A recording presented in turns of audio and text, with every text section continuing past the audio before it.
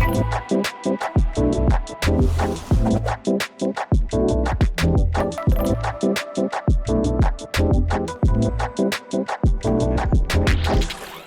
animators and artists, and welcome to our second panel on adult animation.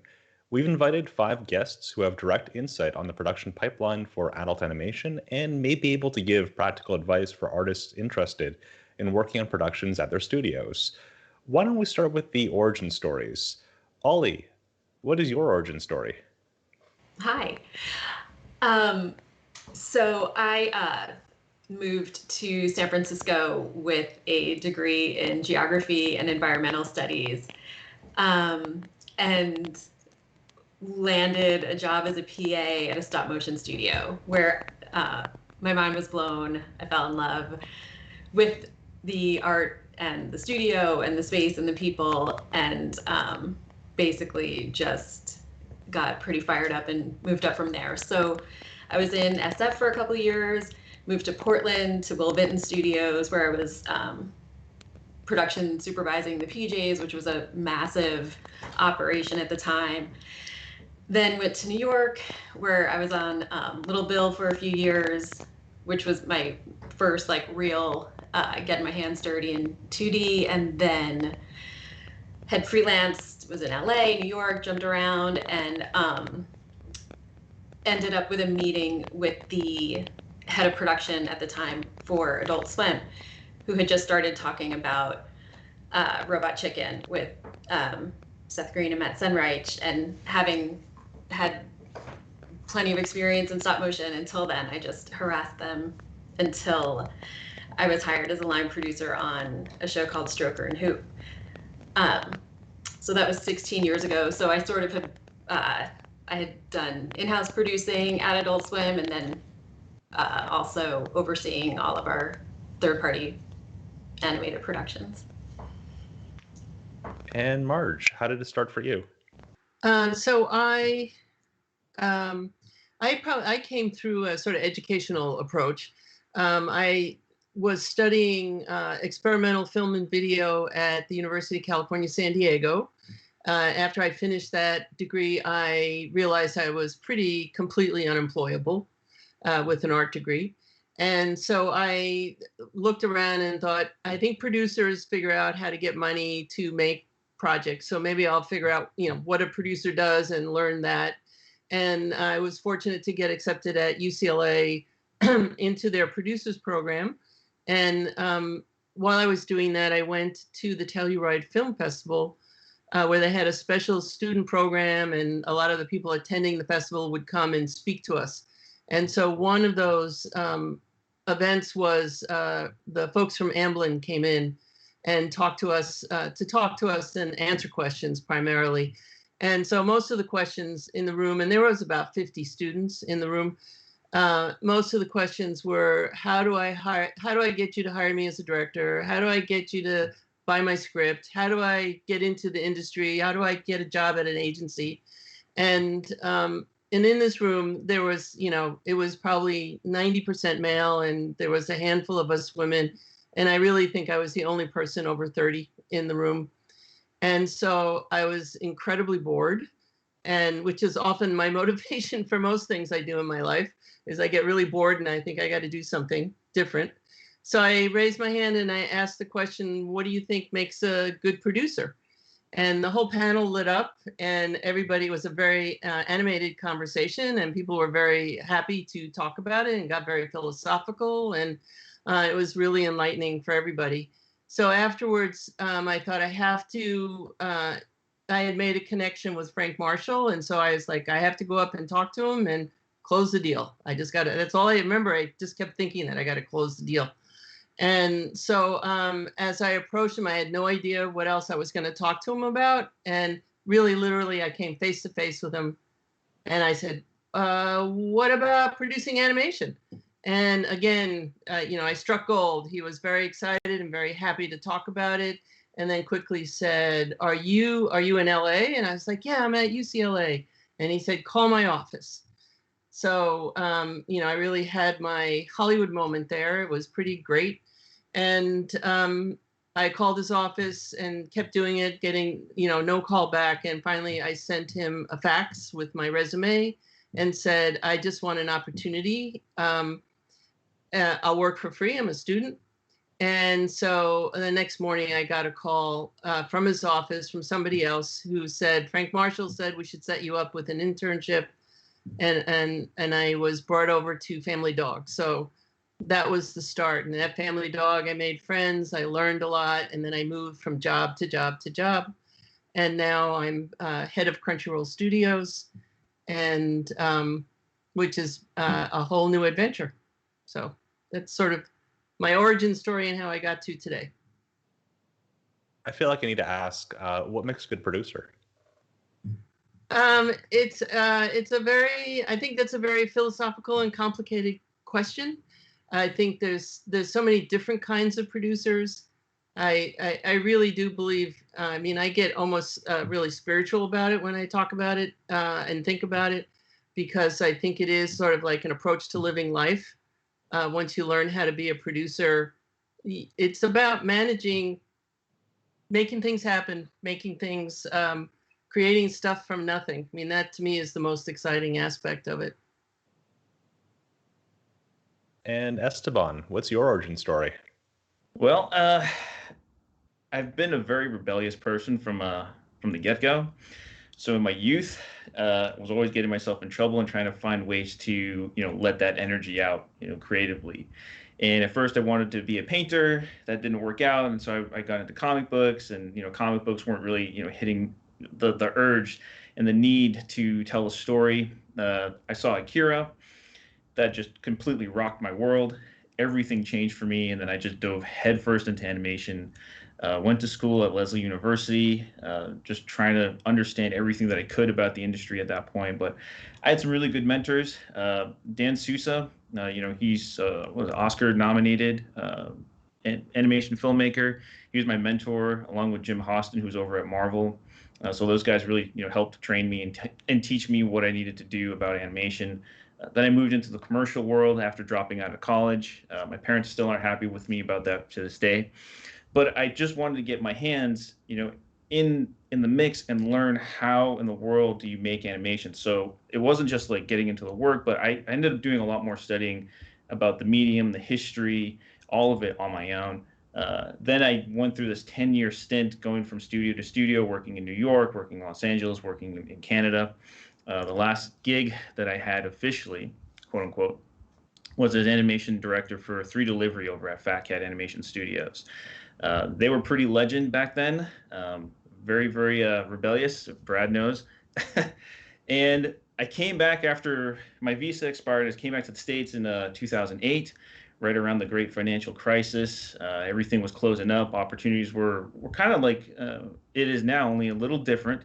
Studios were closing. Nobody really knew what was going on or what was going to happen next. And I found myself in a position where, even though I was freelancing for, studios, like I did a couple of things for Cartoon Network. I did some things back for Nickelodeon. I did some freelance for some Hill Holiday and a couple other commercial agencies, because that's really where I got my start at. And then I just figured, if I'm going to tell my story, I might as well tell it now. So I took the last bit of money that I had, poured it into my short film, and hit the festival market. And luckily, all the connections that I made in my career previously, some people ended up seeing it, the Brooklyn Film Festival, Dumbo Film Festival, Ottawa Film Festival. And that kind of opened the doors to people saying, hey, I want to do something with you again. I remember you from back in the day. And that kind of started the first iteration of Echo Bridge that was in Boston, Massachusetts. We ended up working on one project that didn't really pay out too well, and, kind of made things a little tight. Shipped myself down to Florida to be next to family. And the next thing I know, we're doing some commercials for Spike TV. And from there, it snowballed. It's just been one project after the next project, hit after hit after hit. It went from just me working at home in a room to, having a studio with a lot of people that, we've been producing stuff for Fuse TV. Now we're doing a lot of pilots for some folks over at Netflix and Amazon, and, on and on. And mostly the last couple of months have been more music video oriented. We're really happy with the last music video that came out. It was for Issa. She's a Brazilian, pop superstar over there. And, we've hit over 12 million views thus far. So we're really happy about that. And Monica, same question. What was your origin story? Hello.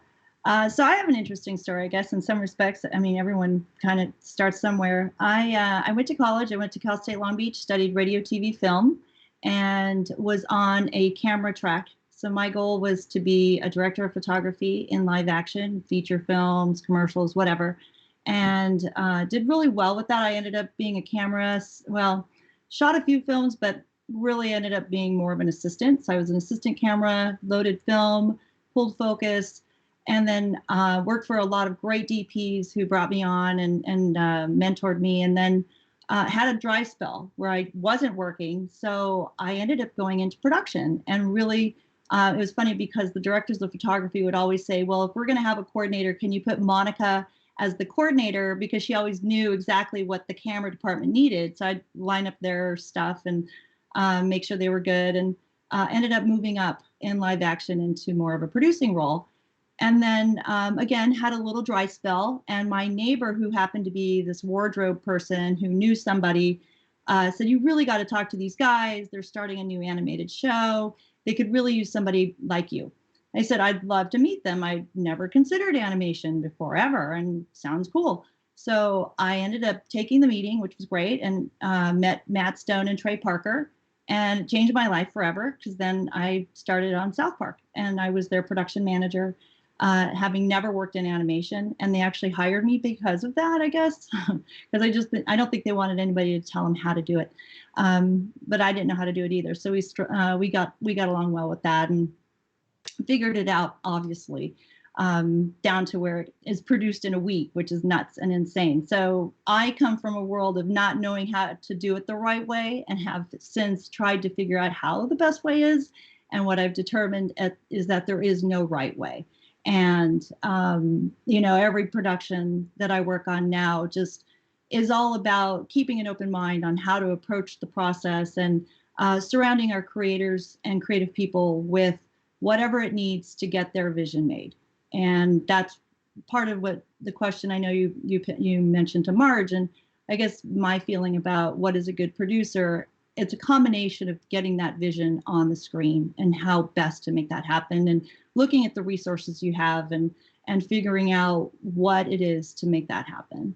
So my path started by working on South Park, and then since then have had a great run working on as an independent producer for a long time. I produced 3 seasons of The Life and Times of Tim with Steve Dildarian, and then went on to work at Disney, produced the Mickey shorts with Paul Rudish and Mike Moon, Eric Coleman over at Disney, and then went to Jib Jab, worked with the Spirit Ellis brothers on Storybots, and worked as their director of production. Then went on to Warner Brothers, worked on a ton of Scooby-Doo, Looney Tunes, projects like that, and moved into an oversight role, which then led me to Shadow Machine. And my love at Shadow Machine is I just love the variety.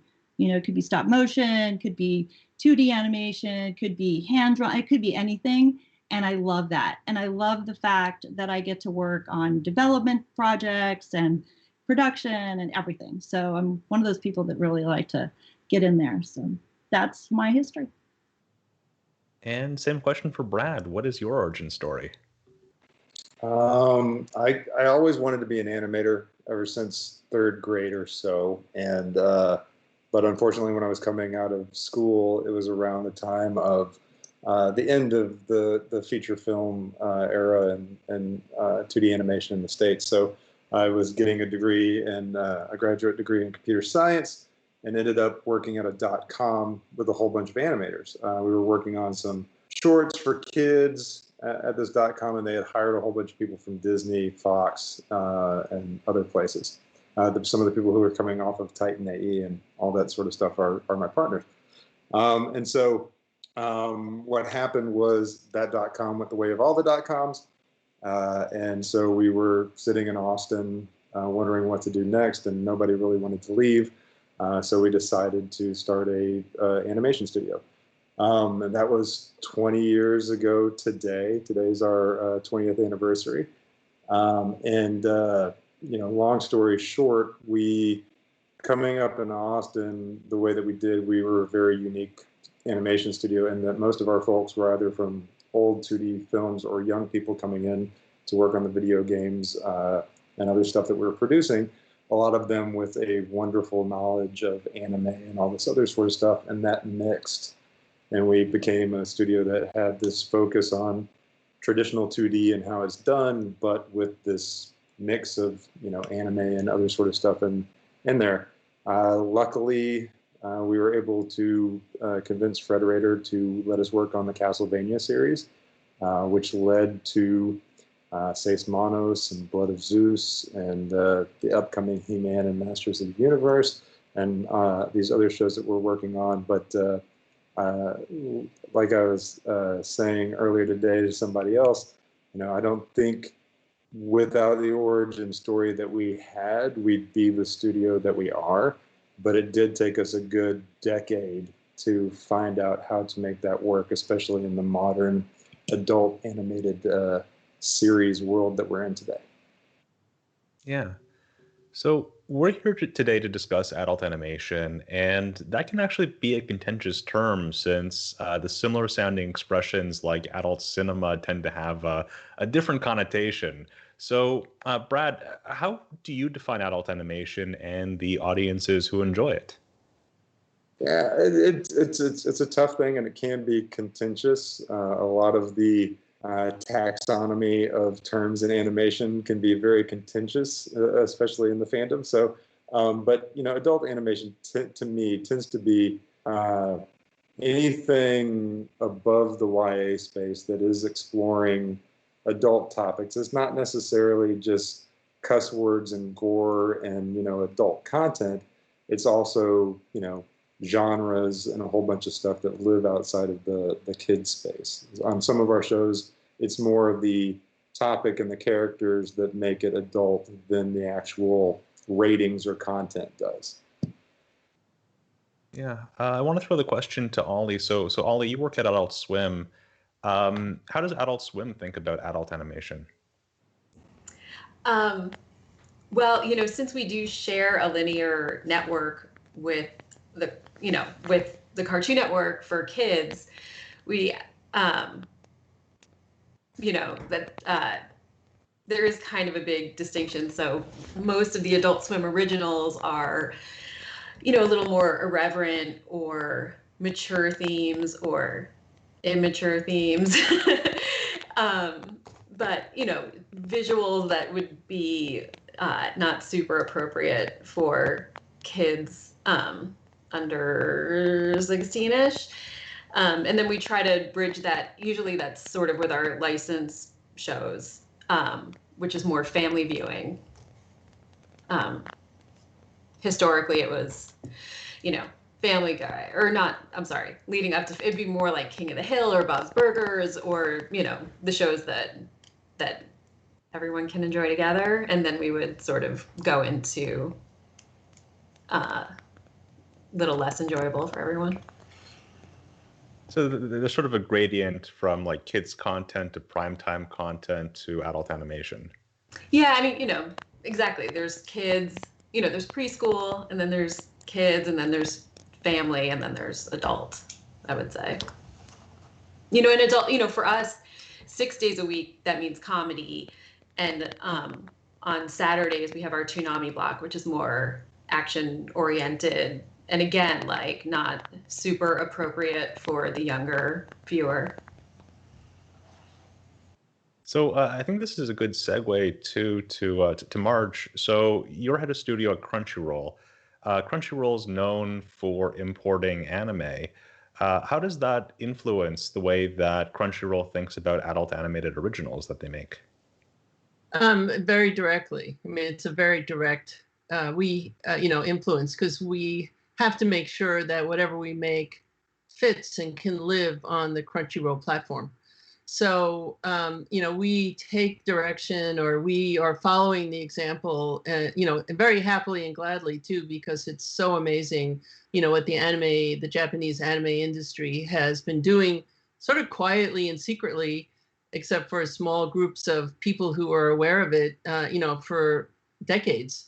and that's like making content that is for all ages and covers. I mean, they really see animation as, you know, as a medium, not as a genre. And in the U.S. and most other Western places, you know, animation is seen. In fact, even just as recently as yesterday, I was talking to somebody. It was a list of genres of content, and animation was sitting there, and I had to say, it's not a genre; it's a medium.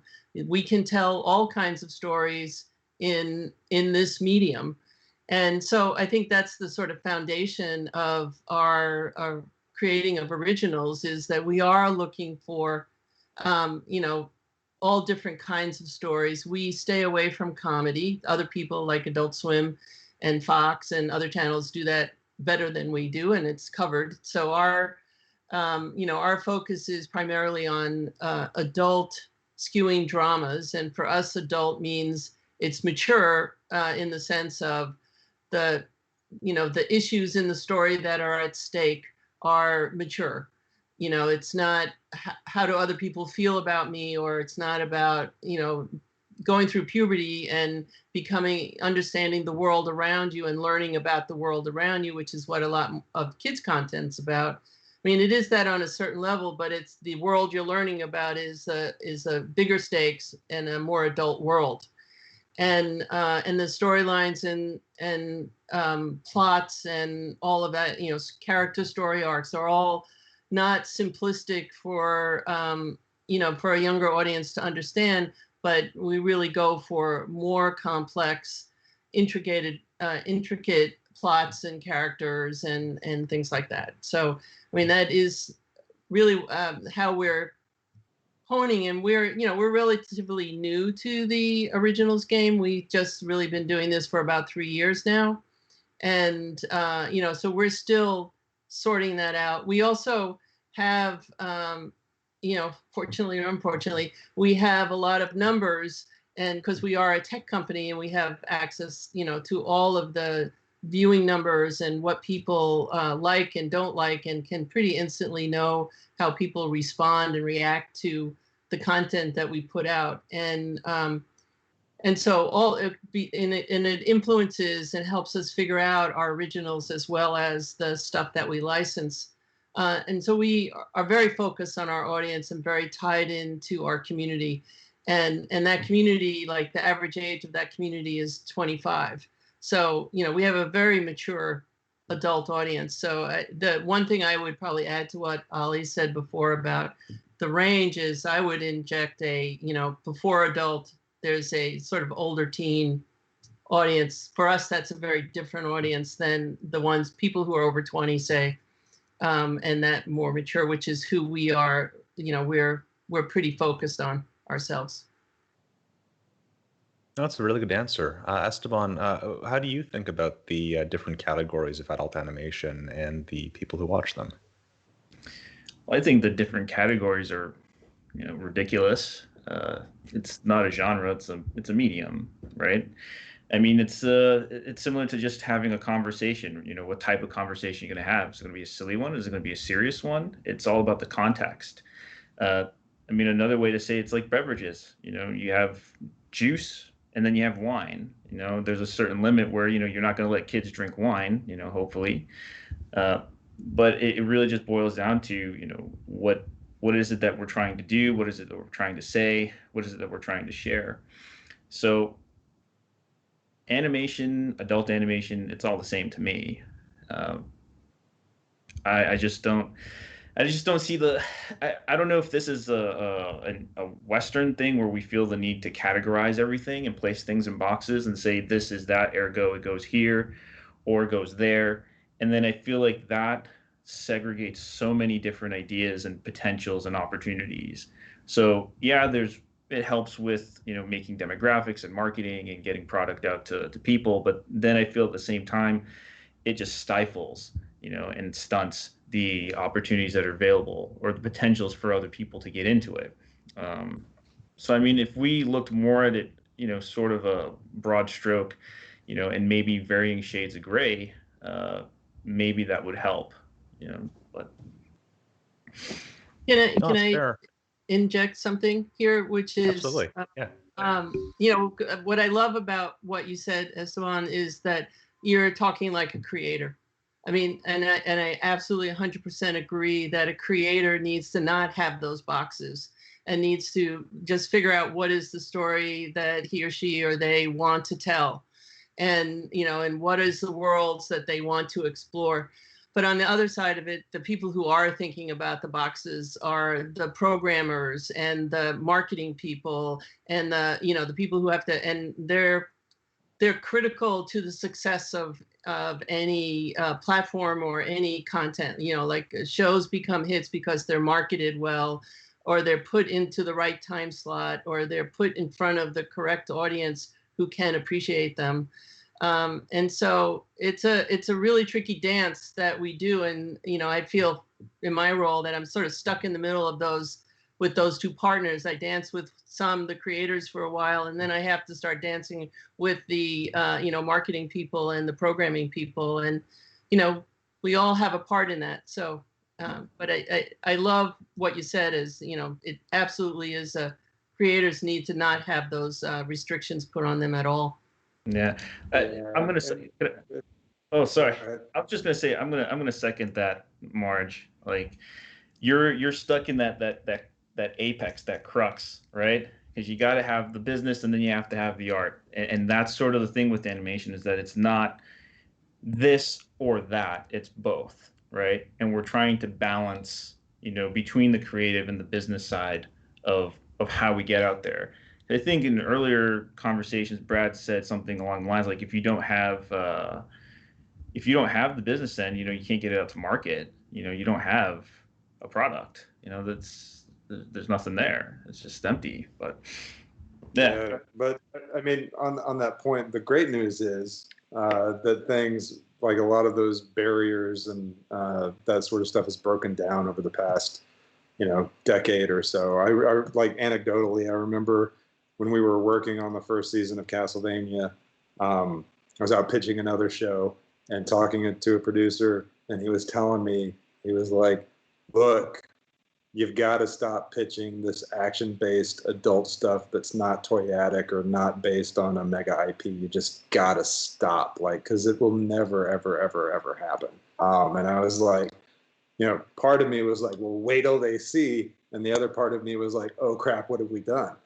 And so, luckily, the anime audience coming of age, plus a lot of other things, has really started to break down those doors. And I know everybody on this panel works at an organization that is continuing to break apart the walls on making animation more a medium and less of a genre sort of thing. And even we're seeing it at a lot of the streamers, at least, they're adding development execs in new spaces because there are more lanes for animation to exist in. So it's so much better than it's ever been before. And on that topic too, Monica, when I think of Shadow Machine, I think about all these productions that just completely explode genres. How do you think about adult animation? Well, I have a lot of experience in adult animation. I love it. And yes, we do a lot of adult animation, but to be honest with you, it only, I guess I agree a little bit with I guess what Marge is saying too. It's, there's the aspect of dealing with and working with the creators, and then there's the buyers that are needing to market this and find a place to put it. From a producing standpoint, and at Shadow Machine, we're agnostic with that. We obviously have done a lot of adult animation, but definitely developing kids animation and other. When it comes down to staffing projects, we look at all artists equally.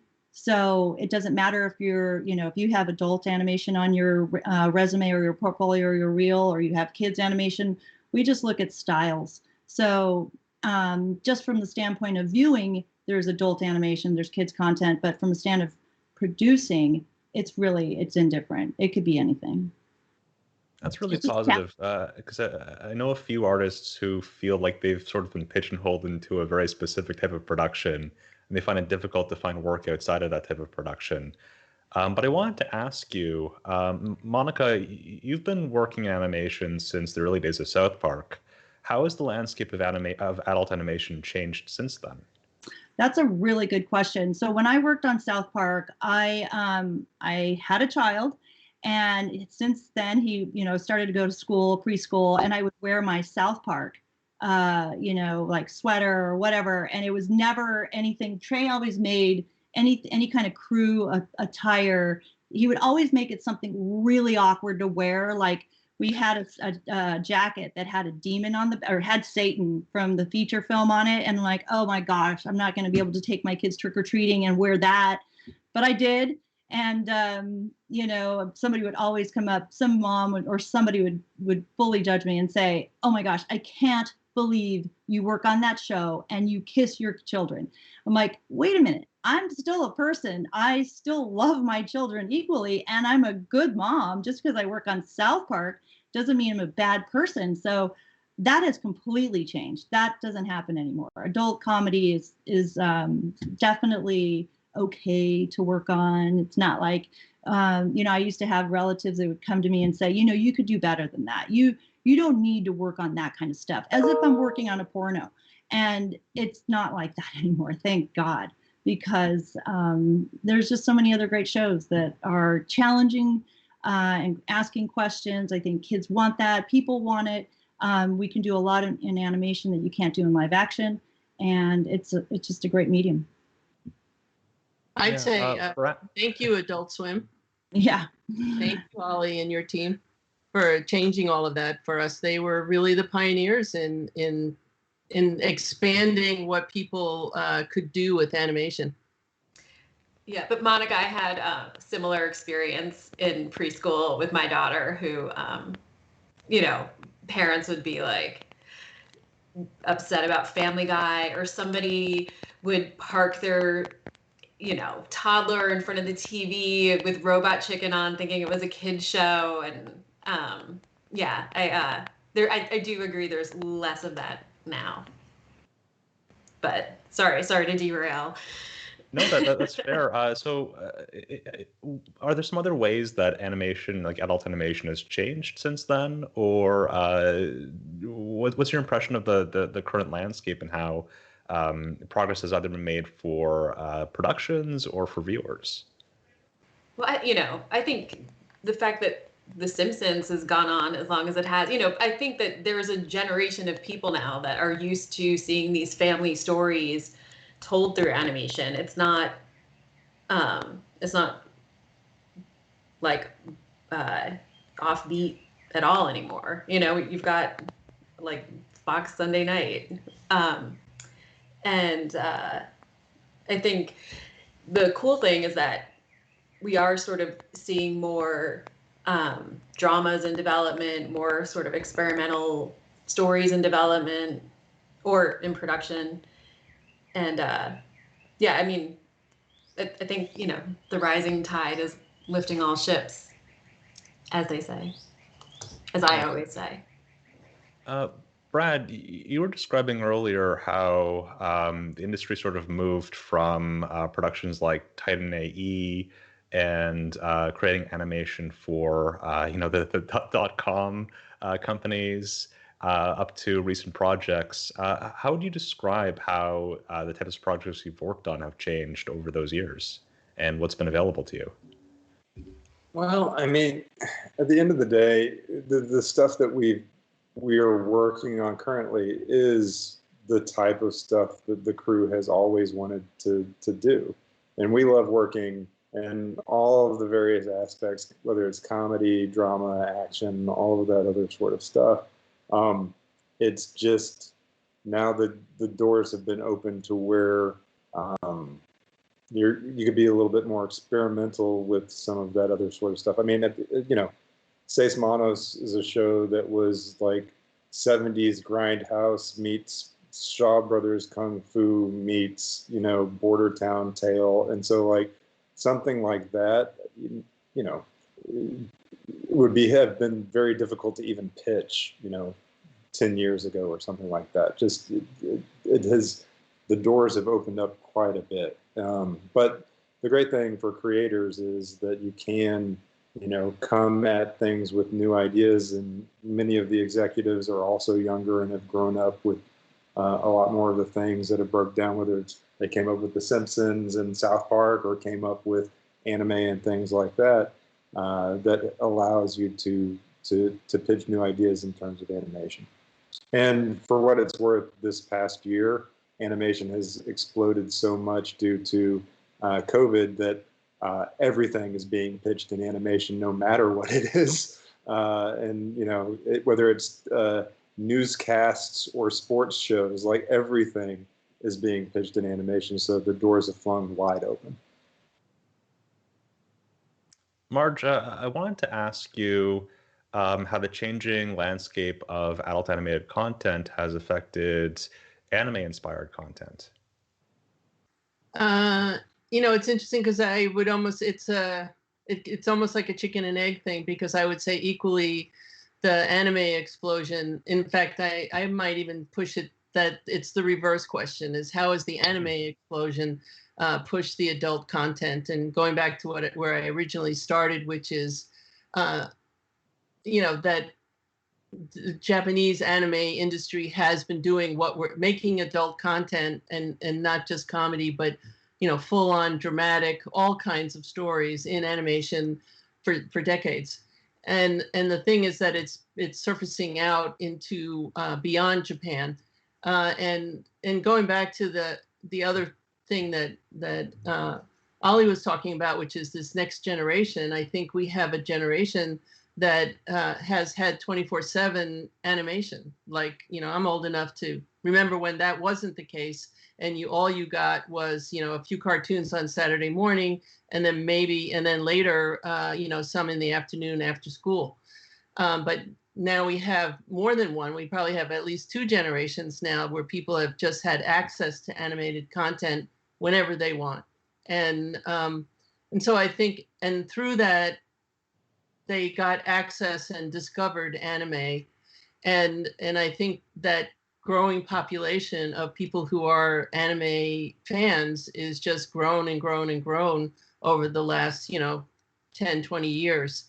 And so that something like Crunchyroll would continue to be a success, because it's really tapping into the zeitgeist that's out there. It's really has, it's a brilliant idea. I think its success comes a lot from it being such a brilliant idea of making this content that a few people knew and loved and were obsessed with to become, available to everybody in the world.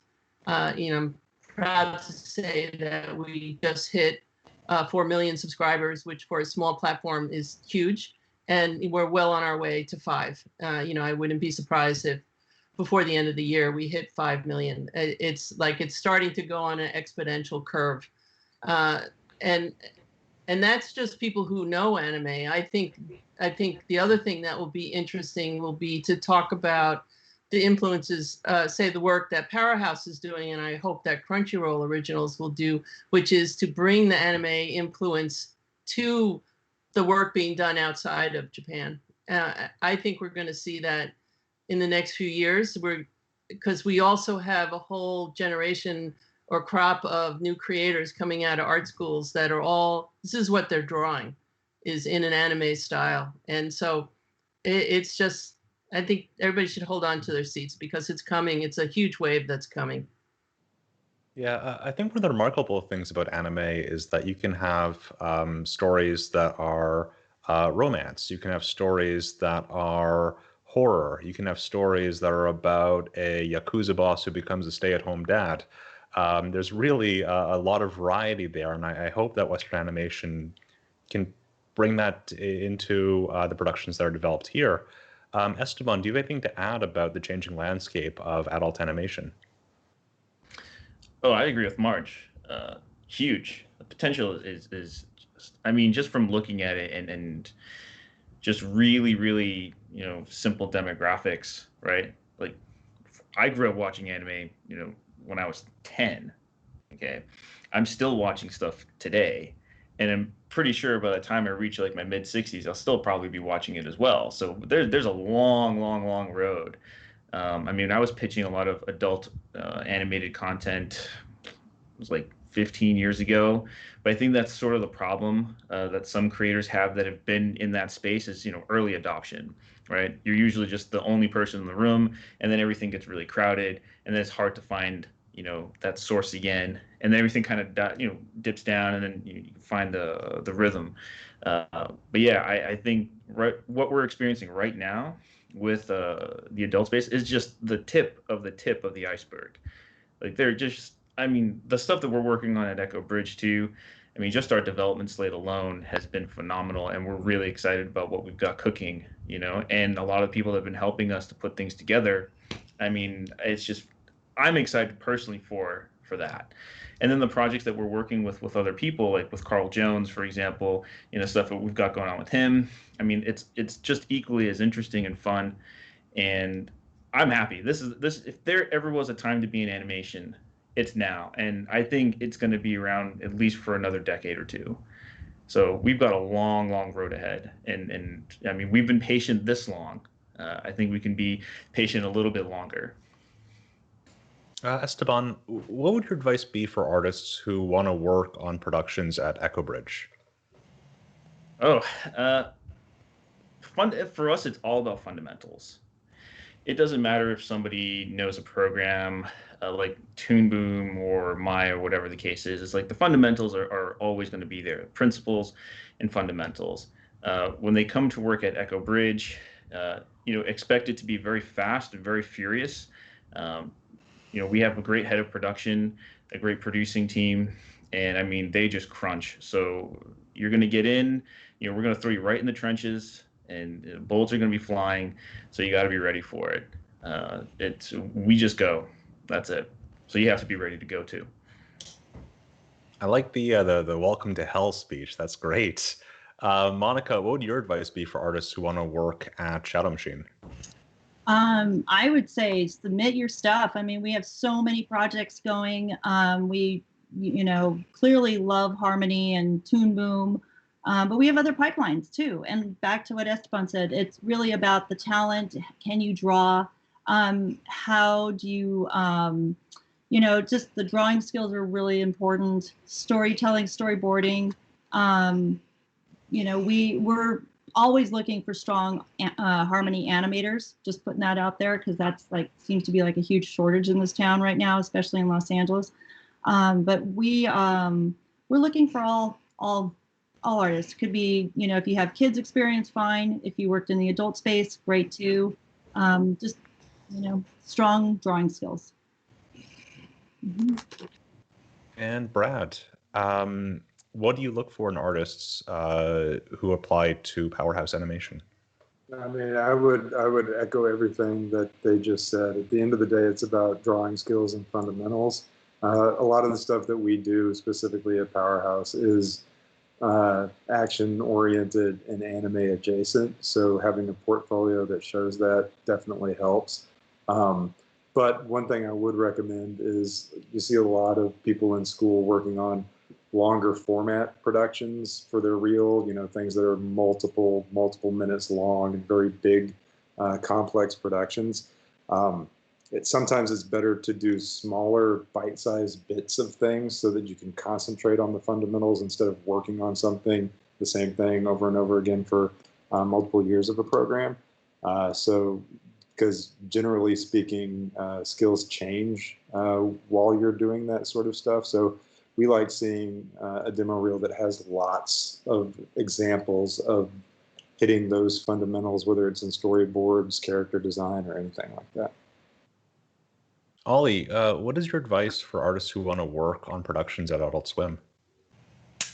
I would advise them to listen to everyone else on this panel, because we don't actually have a ton of in-house artists, but we do work with just about every studio under the sun and moon. But back from on the rare occasions that we do get to hire artists, I would also suggest showing a range of ability. Obviously you should know how to do the thing that you're trying to do.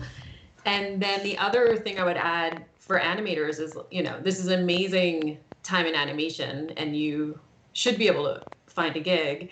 But if you're having a hard time, just continue to do the work, like the more you have to show for it, the more attractive you'll be to any studio.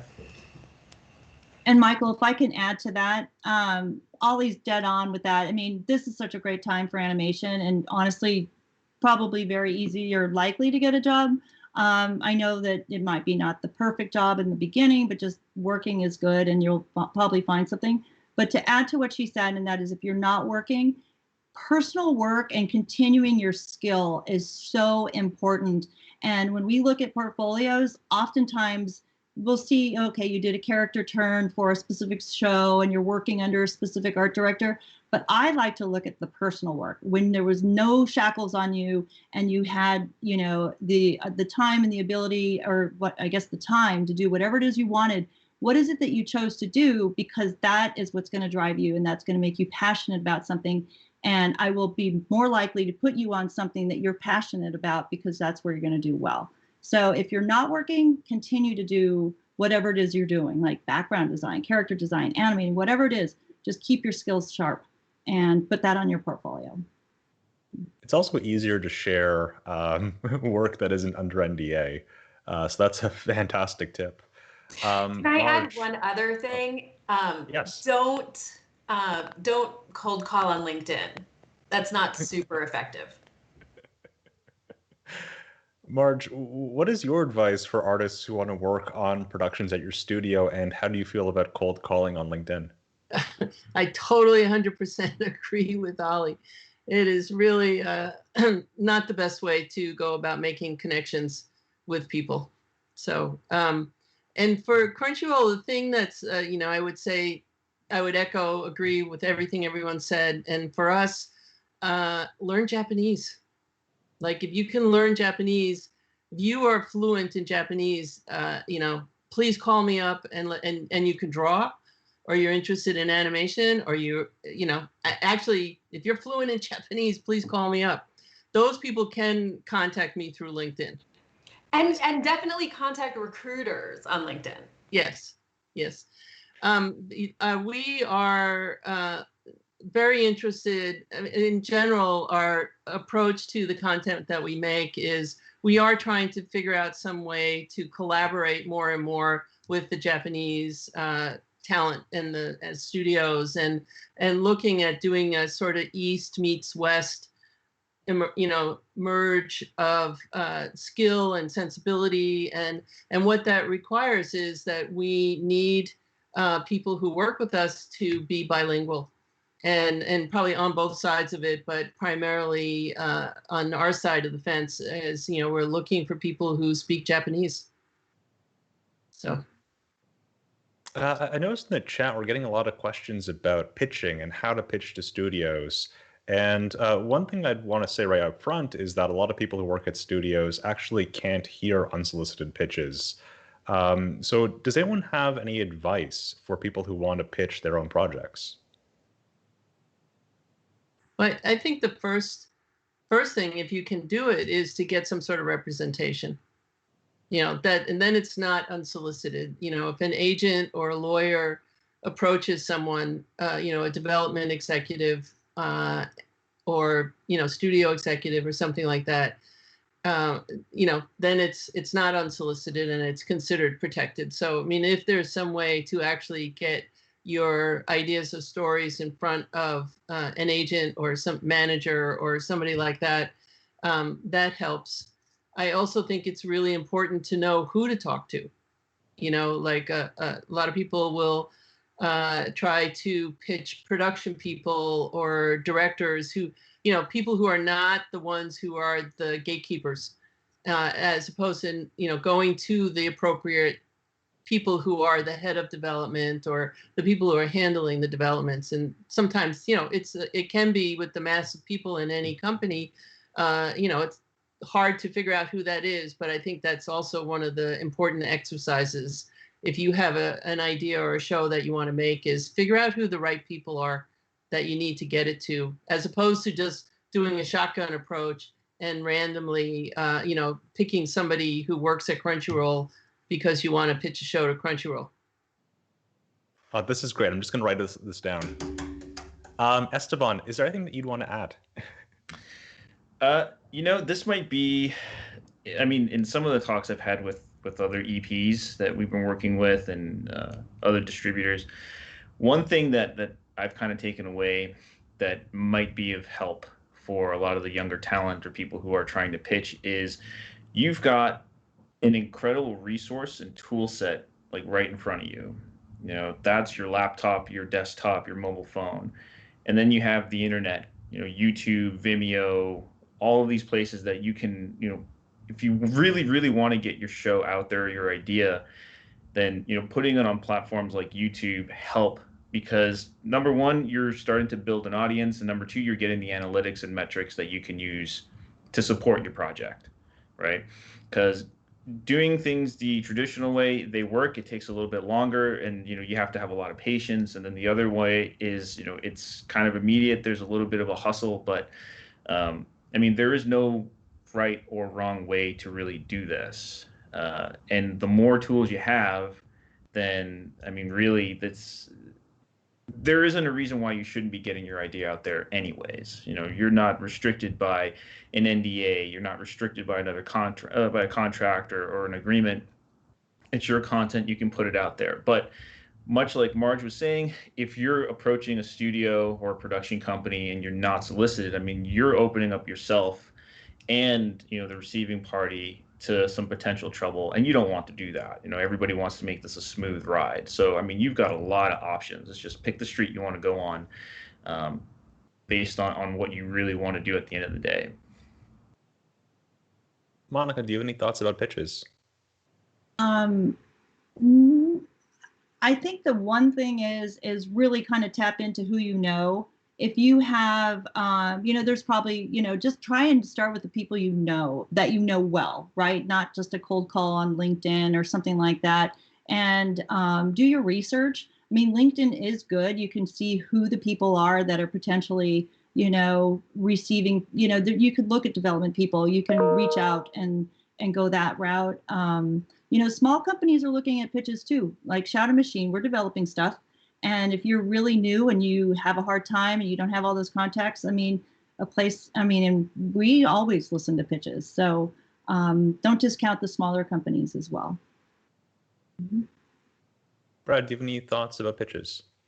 Yeah, that could be a whole other seminar talking about pitches. It's a complex thing, but I agree with Esteban. Getting your idea out there and learning about it, because on top of, it starts to give you an audience too. And one of the most important things about learning about pitching is learning how your idea maybe can get worked upon and how to take notes and how to improve it and all of that other sort of stuff. I think it was Marcy Prieto, I think, was at a Comic-Con talk I was at a long time ago, and I'll never forget it. They said something along the lines of how many people have an idea for a show they want to pitch? And everybody in the Hall H raised their hand. And then she said, how many of them are about walking, talking bacon? And there were still 16 hands up after everybody else put their hands down. And it's one of those things where getting your idea out there, learning what your voice is, how is it unique, all that stuff, part of the patience that it takes to go through the regular system also makes you iterate on the idea and improve it and learn what you could do and all that sort of stuff. So to his point, it would be good to start getting that process underway and learning what an audience thinks and all of that other sort of stuff as well. But yeah, it's tough. For anybody, even if you've been in the industry for a couple of decades, pitching things it's not a simple road for anybody. Can I add one little thing to Brad's comment about it's even people have been in the industry. Stanley Kubrick did Spartacus, and then even when he wanted to do 2001, he couldn't get anybody to sign. Or Martin Scorsese with The Irishman and how long it took him to get there. So if superstars are having problems getting their shows picked up and made or their movies made, it's the same thing for everybody. I Yeah, mean, and I would add. Can I add to that? absolutely. Just because I'm thinking about people who are really far from like the centers of where all this production happens. If one like make your thing, put it on YouTube, put it out there, show that that you've got stories to tell. If you can get to once, if we're ever on the other side of this pandemic, like go to the animation events, and there are opportunities to pitch there. You can make contacts there. Like, you have to hustle. And then I would also add to kind of pay attention to who you're pitching to. Like, somebody pitched me at an event a story about like an inventor grandfather with his son in their basement, and I was like, have you heard of Rick and Morty? Like, we because like the show, but you're not seeing that you're maybe unconsciously making a very similar show. Like, definitely don't pitch someone the same project that they already have. Like, really do your homework, know who you're talking to, and Speaking of sort of like projects what they that, have. speaking of projects that you already have, we're almost out of time, but I just want to take a moment to talk about projects from your studios that our audience might be interested in seeing more of. Ollie, what are some of the projects at Adult Swim right now that you're really excited about? Well, we just announced, that season 5 of Rick and Morty is premiering in June. There's a show called Teenage Euthanasia that is created by Allison Levy of a studio called PFR, and Alyssa Nutting, who's a writer whose book Made for Love was adapted and actually premieres on HBO Max today, live action. But they are really funny, and this is like a fun half-hour animated show that I'm super stoked on. I'm drawing a blank on everything else, but we're constantly, we premiere shows like all year long, every year.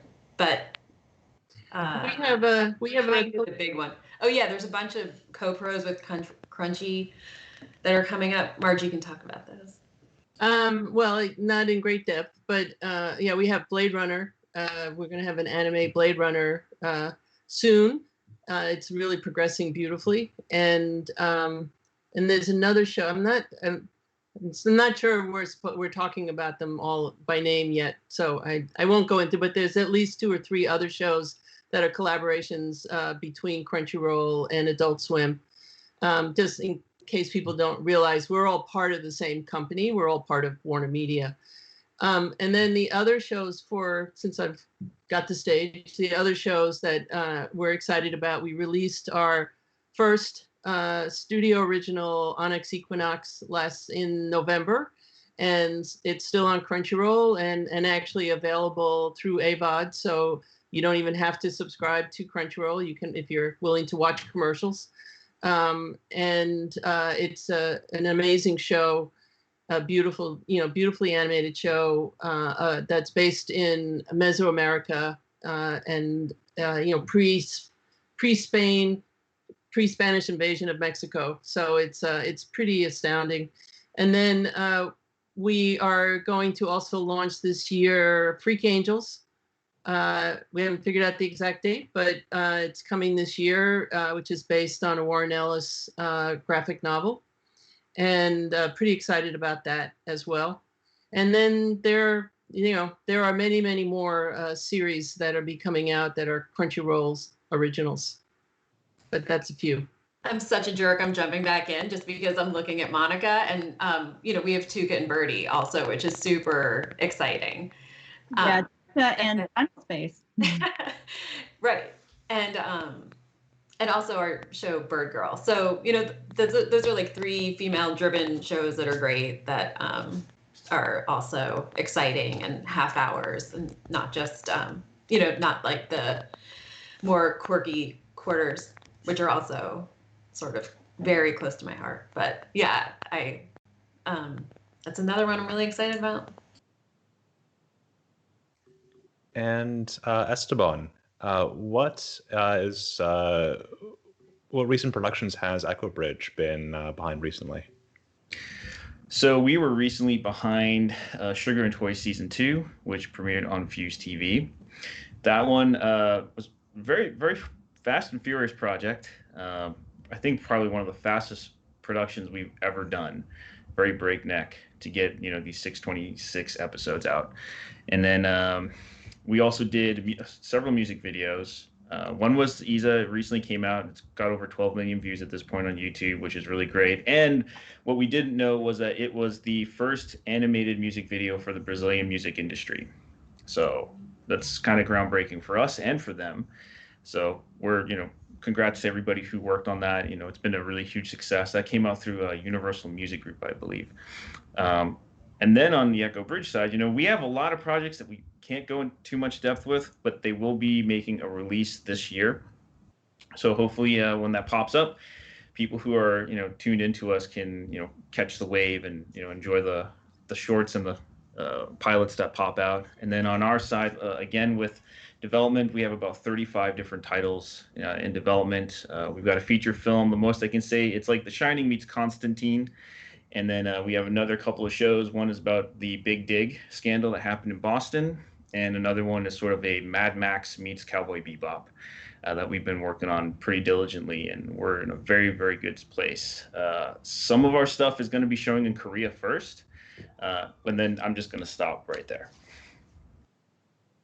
All right. You've sold me. Monica, what's new at Shadow Machine? Well, we have similarly, I'm not able to talk about all of them. Clearly excited about Tuca and Birdie. I mean, that's just goes without saying. Just super stoked to even have that show back in production, and it's awesome. So that's for sure awesome, and you got to watch that.